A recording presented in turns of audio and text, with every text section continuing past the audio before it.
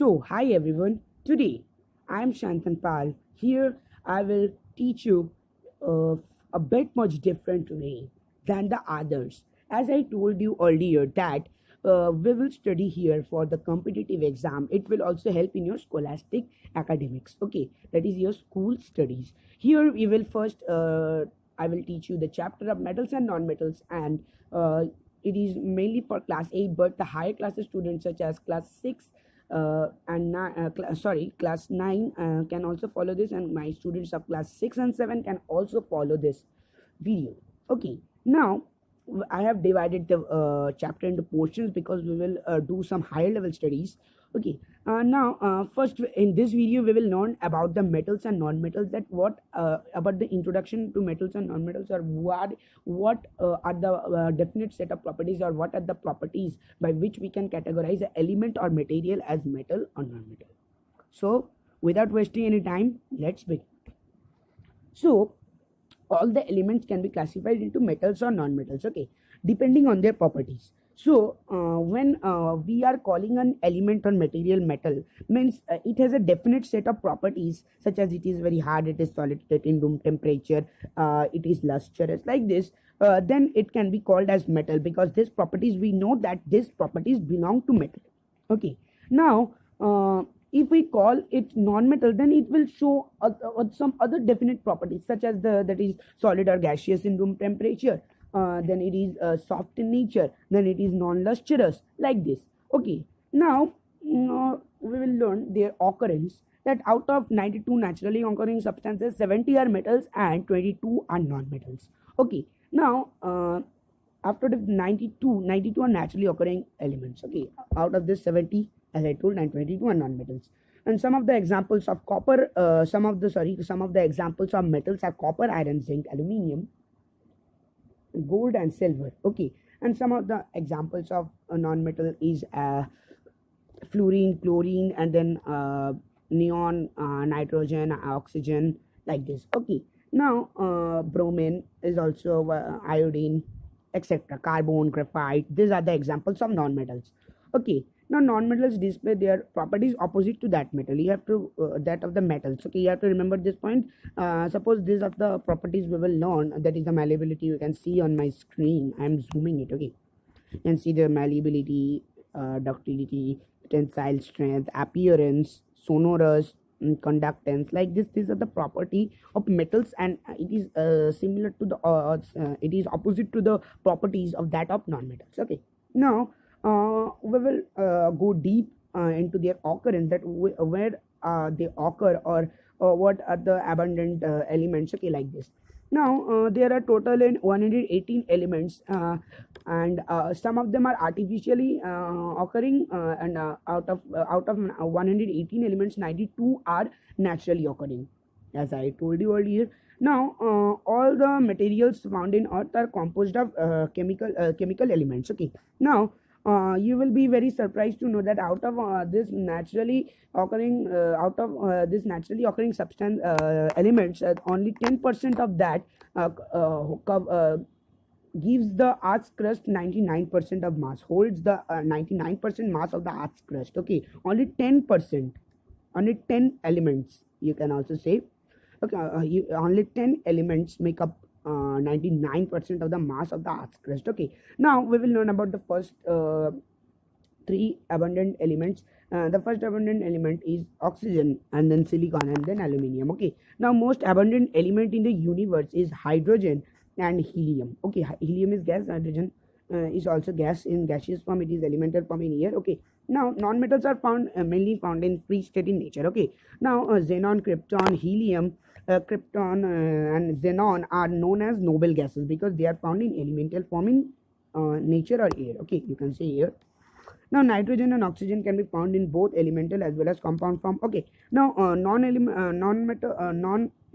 can also be obtained from various sources like mines. For example, nitrogen and oxygen gases are obtained by fractional distillation of liquefied air. Okay, we'll learn fractional distillation in later videos.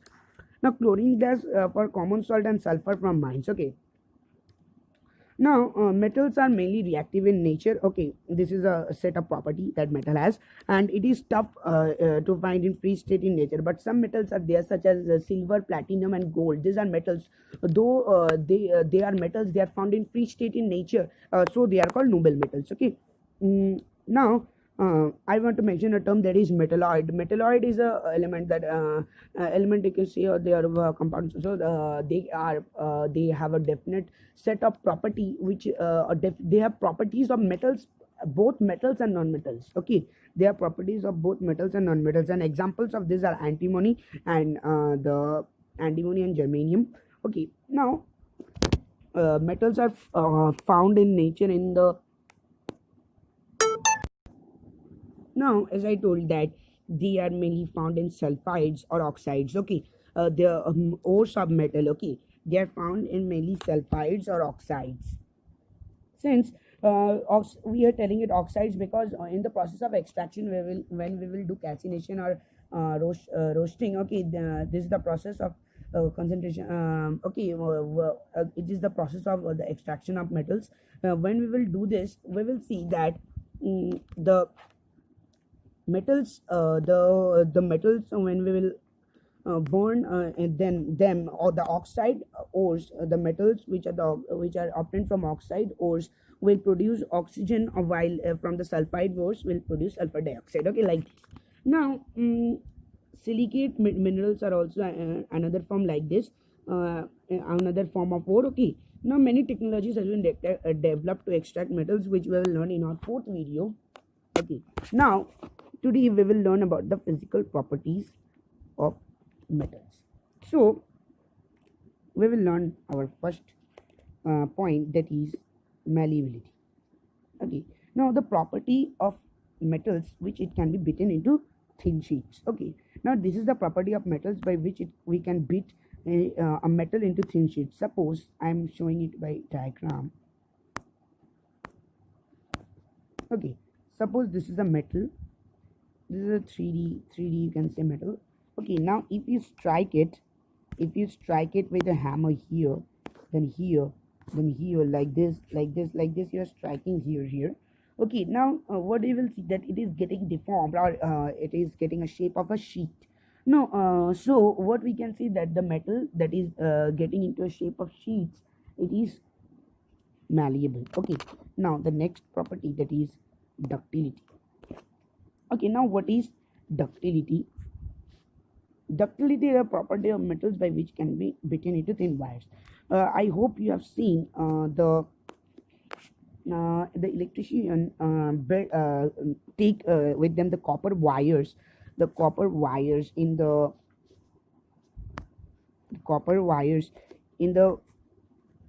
what can I say, in the external covering, that is like this, the external covering of electrical wires. The inside this there is a copper wire. Okay, inside that there is a copper wire, and the copper is not found in nature as a wire. It is the ductility property of copper that helps it to get converted into thin wires.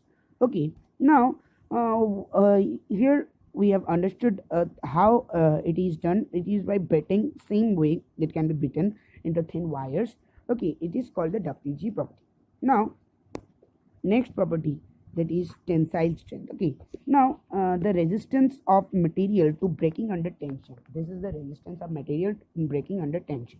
Also, when suppose this is a metal or a thing. Okay, when you will break it here, you will suppose you are holding with your hands, and if you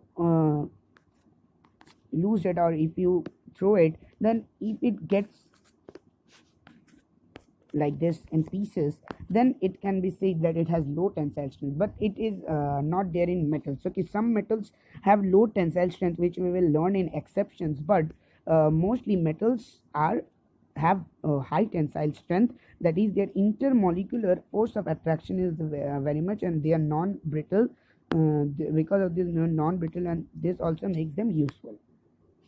Okay, now we will learn next point, that is appearance. So what is appearance? They are mainly hard in nature, They are mainly lustrous, they are mainly found in present, and they are solid state in room temperature, as I told you earlier. Okay, they are mainly generally hard in nature. Okay, now we will learn about their conductance.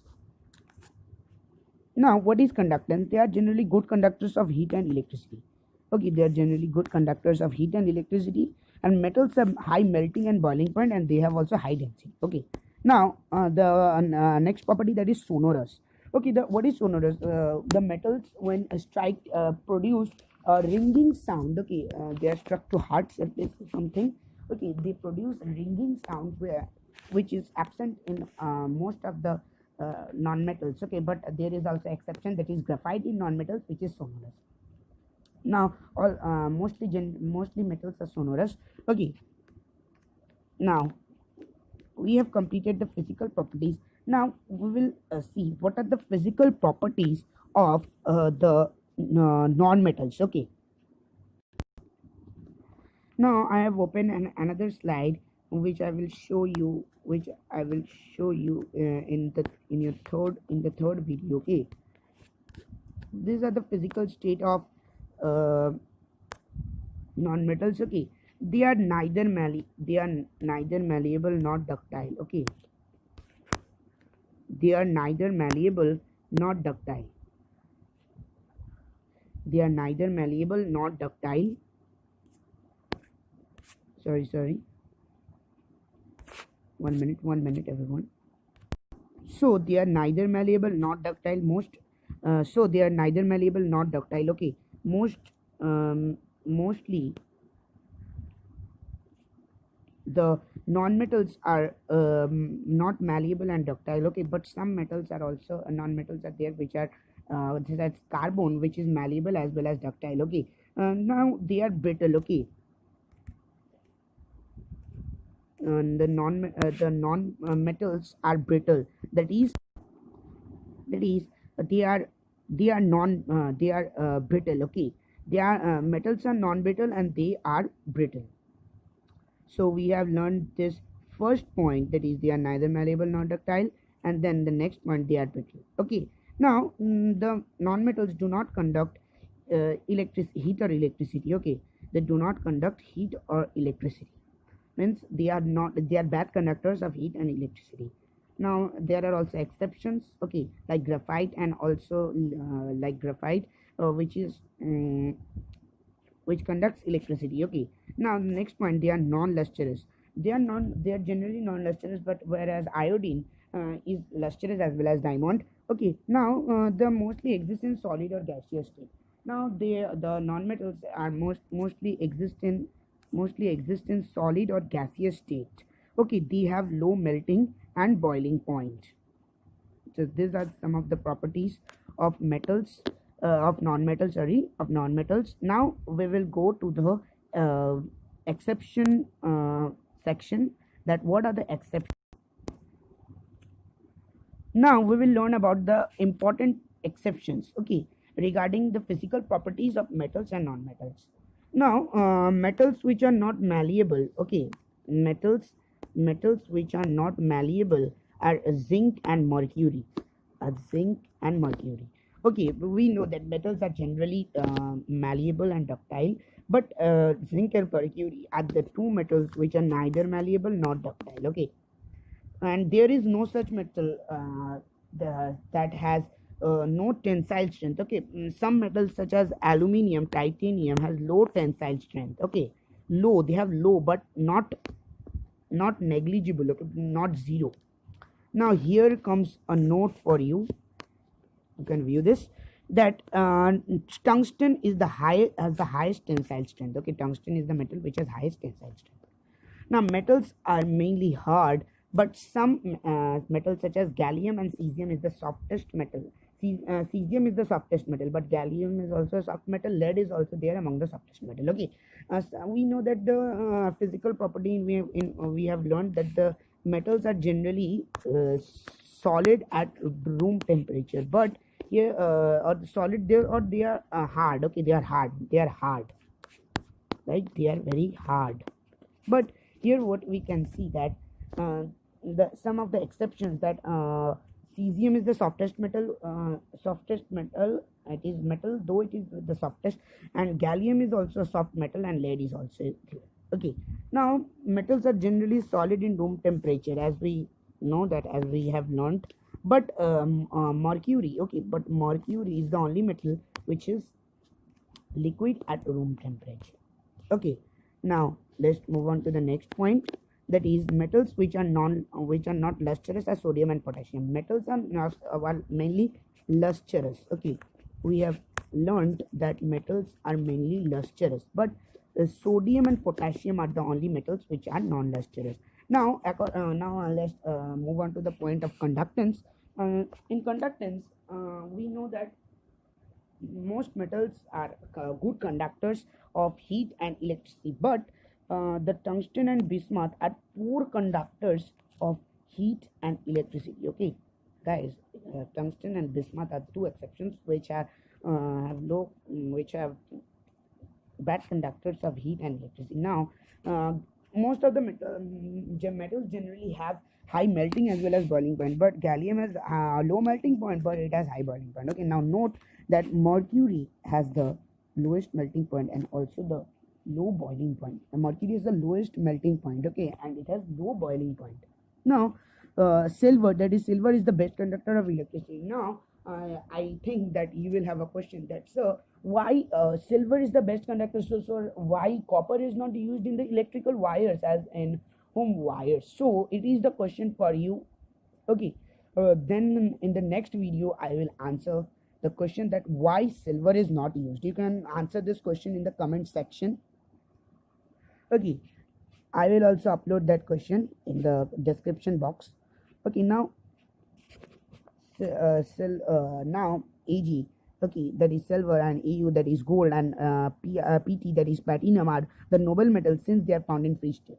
Okay, as I told you that they are found in free state, so they are noble metals.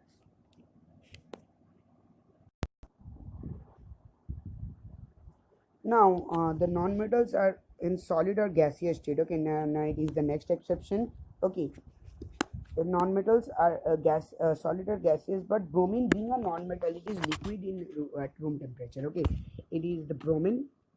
Okay, here, and you have to remember, my students, that I will give you a test according to the set of the questions that I am I will give you a set of questions through Google Forms. Okay, according to the portion we are covering in the video, in each video. After that, I will upload a test, and I will make a video of how to attempt the test via Google Forms by clicking on the link. Okay, now their bromine is liquid at room temperature. They are have very less tensile strength, but carbon fibers, okay, they have less tensile strength, but carbon fiber, we know that non-metals are mainly have low tensile strength, but being a non-metal, that is carbon, the carbon fibers, they have high tensile strength. And I am saying that and important point, that is carbon fibers have more tensile strength than steel even. Okay, stainless steel, we know. Now steel wire, I hope you have seen that they have less tensile strength than carbon fiber, has more tensile strength than that of steel. Okay, now they are very less tensile strength. We have completed this point. Now they are non-lustrous. Okay, but iodine and graphite, being non-metal, are lustrous. It is another exception, non-lustrous, but graphite and iodine are lustrous. Okay, graphite is the amorphous allotrope of carbon. There are three allotrope of carbon, that is crystalline, Buckminster fullerene, and then amorphous. Okay, crystalline means the diamond. Okay, it is the hardest, okay, substance, and then amorphous means the graphite that is a bit much dusty, or not the a bit much pure, not wholly pure, bit much pure form of carbon. Okay, Buckminster fullerene is there are some fullerene atoms, they are bounded by in the ring. Okay, in the Buckminster fullerene, which we will learn in class, which you will probably this carbon and compounds in class 10, which I am telling now. Okay, you will learn this in class 10. They are mainly soft, but diamond, which is the crystalline allotrope of carbon that I was saying, that is very hard substance. Diamond is the exception. We know that the metals, non-metals, are mainly soft. Okay, but diamond is the exception, that it is very hard. It is the hardest substance Okay, and it is the crystalline allotrope of carbon. Okay, now non-metals are mainly sonorous, but graphite is the only non-metal that is non-sonorous. Non-metals are mainly non-sonorous, but graphite is the only metal non-metal which is sonorous. Okay, now graphite is good conductor of heat and electricity. Okay, carbon fiber is malleable, ductile, and also has the tensile strength. Carbon fiber is this is the exception. Carbon fiber is malleable, also ductile, also it has high tensile strength. Now graphite is the good conductor of heat and electricity. Okay, though it is a non-metal. So these are the exceptions, and this is the end of our video. Okay, I hope you have liked the video. So thank you for watching this video. I hope you have learned many things from this video, and you will learn more in our next video of metals and non-metals. Okay, there are many things I wanted to teach you. Okay, so thank you. Please, if you like the video, subscribe my channel, and with one subscribe I will, if my subscriber increased on one, if one subscriber will increase, I will increase my level. I will increase my level. Okay, as well as you subscribe my channel, I will increase the way of studying, way of teaching. Okay, so thank you everyone. I hope you are all safe. Please stay safe and healthy. Thank you.